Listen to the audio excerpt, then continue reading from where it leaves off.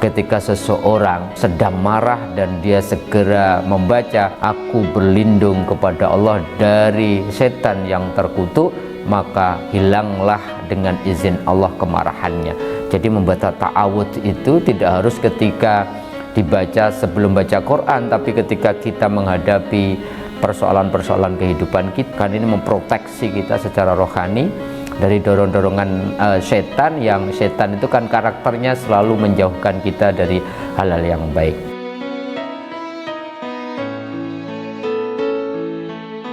Assalamualaikum warahmatullahi wabarakatuh. Sahabat-sahabatku, bertemu kembali. Kita akan membincangkan kesehatan mental health, yang hari ini kita akan membincangkan sesuatu yang akhir-akhir ini begitu mengagetkan kita. Gara-gara penyakit yang satu ini, banyak orang kemudian melakukan sesuatu yang boleh jadi penyesalannya berkali-kali setelah melakukan. Apa itu? Yaitu kemarahan. Di jalan begitu banyak viral orang gara-gara persoalan sepele, kemudian kemarahannya terlampiaskan, kemudian diumbar, kesabarannya hilang. Gara-gara kemacetan orang kemudian bisa mengeluarkan pistol dan kemudian mengancam pihak lain. Gara-gara tidak bisa menahan amarah, seorang ibu kemudian melemparkan, mohon maaf, bayinya yang nangis terus-menerus. Gara-gara kemarahan yang tidak tertahankan, seorang anak kemudian membunuh orang tuanya. Kemudian gara-gara persoalan sepele ditegur, gara-gara satu alasan tertentu orang kemudian mengeroyok orang yang menegurnya, dan masih banyak viral di mana-mana gara-gara satu hal. Betapa banyak akhir-akhir ini kita tidak bisa menahan amarah kita. Pada Rasulullah selalu mengatakan la taghdab, la taghdab, la taghdab sampai 3 kali. Jangan kau marah, jangan kau marah, jangan kau marah. Sebab kalau engkau bisa menahan amarahmu, walakal jannah, engkau akan mendapatkan surga. Maknanya surga ini apa? Boleh jadi ini surga di akhirat. Kalau kita bisa menahan amarah, Allah akan berikan anugerah kita surga. Tapi kalau orang bisa menahan amarah, di dunia aja orang lebih tenang. Surga itu kan simbol kedamaian, simbol ketenangan, tidak meluap-luap ekspresi di dalam mensikapi masalah dan sebagainya.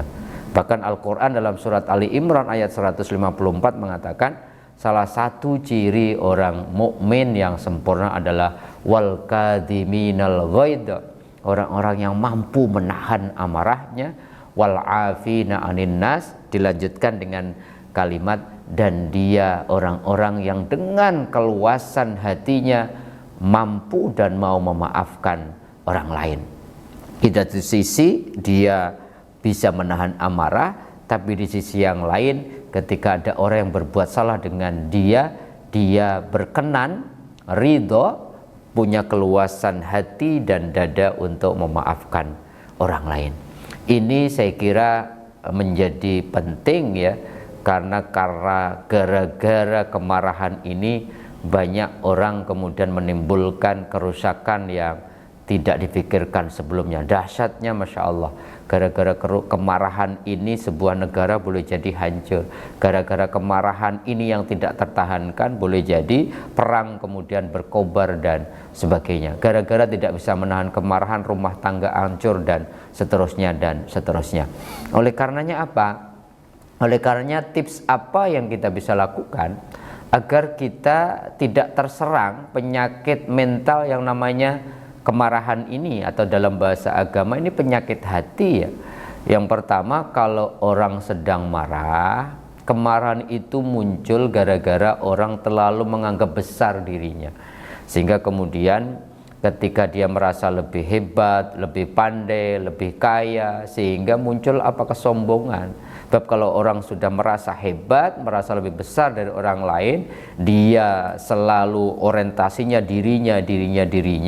Ketika ada orang lain yang kebetulan mungkin tidak sengaja tidak menyapanya atau kemudian menyalipnya dan sebagainya, maka merasa besarnya itu kemudian teradrenalin muncul sehingga kemudian kemarahannya menjadi buahnya.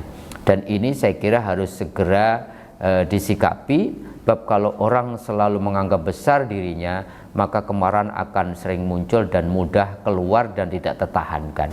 Yang kedua, sahabat-sahabatku, saya kira untuk menjadi pribadi yang bisa menahan kemarahannya, kita juga harus menambah bacaan kita, ilmu kita, betapa bahwa kemudian dampak buruk, dampak merusak dari kemarahan itu juga luar biasa. Sehingga seperti ibaratnya kalau kita mau makan dan kita tahu makanan ini kemudian berdampak kepada kesehatan kita, merusak, pasti kita juga akan punya effort, punya kesadaran untuk meninggalkan makanan tersebut. Maka ilmu tentang dampak buruk, dampak destruktif marah, dampak negatif marah itu juga menjadi penting. Selain tadi kita belajar untuk tidak fokus kepada diri, membesarkan diri, menganggap diri kita besar, ketakaburan itu menjadi kayak semacam sumbu yang akan memantik kemarahan kita semakin mudah terlampiaskan. Kalau kemudian kita sudah melakukan itu semua dan kemudian masih kadang-kadang kita yang namanya manusia ya, kadang-kadang ada kita sedang capek, kadang kita dalam situasi lelah yang luar biasa, ada orang-orang yang melakukan sesuatu yang membuat kita marah, akhirnya kemarahan itu tidak bisa kita tahan. Rasulullah memberikan kita tips beberapa hal ya, agar dampak kemarahan itu bisa kita minimalisir. Rasulullah mengatakan, jika kalian marah, diamlah. Jadi kalau ada emosi, respon awal kita, ada orang yang melakukan provokasi kepada kita dengan ucapan, dengan tulisan, dengan video, atau dengan perbuatannya, kata Rasulullah, diamlah kalian. Kalau sedang marah, diam. Sebab kalau tidak dengan diam ini, lisan kita kemudian berbicara dalam kemarahan, pasti dampaknya nanti destruktifnya luar biasa. Yang muncul kata-kata yang tidak terkontrol, yang muncul boleh jadi dampaknya pidana, kata-katanya ada fitnah, cacian, menghina orang lain dan sebagainya. Kalau sudah diam, kemudian kita dianjurkan untuk belajar mengendalikan emosi kita. Ada latihan-latihan untuk mengelola kepribadian kita, mengelola emosi kita, mengelola kemarahan kita, tarik nafas dalam-dalam, kita keluarkan pelan-pelan dan sebagainya, sampai kemudian kalau ini sudah kita latih, orang kemudian diam dulu, kemudian dia jaga nafasnya sampai tenang, kemudian baru kemudian kita membaca ta'awudz. Ta'awudz itu sebuah proteksi secara spiritual kepada Allah agar terhindarkan dari dorongan-dorongan kemarahan itu. Karena Rasulullah mengatakan, lau yaqulu ahadukum idza ghadaba a'udzu billahi minasyaitonir rajim dzaba anhu ghaituhu.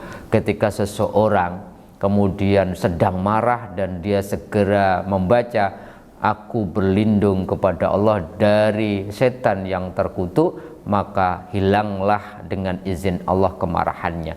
Jadi membaca ta'awudz itu tidak harus ketika dibaca sebelum baca Quran, tapi ketika kita menghadapi persoalan-persoalan kehidupan kita, atau bahkan saya selalu menganjurkan ketika kita melakukan sesuatu, awali sebelum basmalah itu ta'awudz dulu, karena ini memproteksi kita secara rohani dari dorongan setan, yang setan itu kan karakternya selalu menjauhkan kita dari hal-hal yang baik.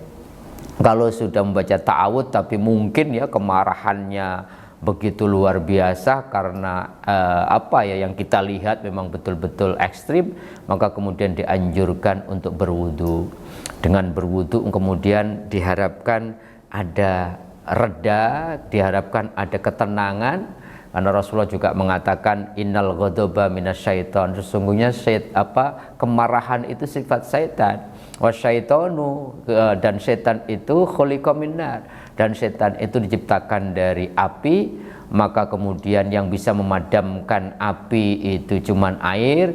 Maka Rasulullah mengatakan fa idza ghadaba ahadukum falyatawadda, maka ketika seseorang marah dianjurkan untuk berwudu. Kalau sudah berwudu tapi kadang-kadang kemarahannya masih ada belum reda, masih tersisa, maka Rasulullah menganjurkan untuk apa? Melakukan sesuatu, kemudian kira-kira begini, mencari posisi yang lebih rendah, dalam arti kalau seseorang berdiri, kemudian kalau masih marah duduk, kalau masih duduk kemudian ditenangkan, coba berbaring sehingga kemudian emosinya tidak kemudian tidak terkontrol dan seterusnya dan seterusnya. Ini saya kira menjadi penting. Kalau langkah-langkah ini sahabat-sahabatku coba kita terapkan, coba kita praktekkan untuk mengelola kemarahan kita, insya Allah akan berhasil, minimal minimalisir, kemudian kemarahan kita tidak terlampiaskan secara tidak terkontrol. Dan pasti demi Allah, kalau kemarahan tidak terkontrol, tidak terlampiaskan, tidak termanage dengan baik, dampaknya itu tidak saja kemudian merugikan tapi diri kita, tetapi destruktif betul, merusak betul. Tidak hanya diri kita tapi orang lain, boleh jadi itu bukan hanya sesama, makhluk Allah yang lain juga terdampak karena kemarahan kita. Itulah beberapa tips untuk menghindarkan diri kita dari sifat yang akan merusak kesehatan mental kita, yaitu al-ghadab, kemarahannya. Bagaimana cara menghindarkan diri kita untuk tidak mudah marah, dan tips apa saja yang kita bisa lakukan untuk meminimalisir, meredakan kemarahan kalau memang kemarahan itu sudah muncul dalam diri kita. Mudah-mudahan ada manfaatnya. Kita ketemu membincangkan mental health, kesehatan mental dengan topik-topik yang lain pada kesempatan yang berbeda. Terima kasih. Kurang lebihnya mohon maaf. Assalamualaikum warahmatullahi wabarakatuh.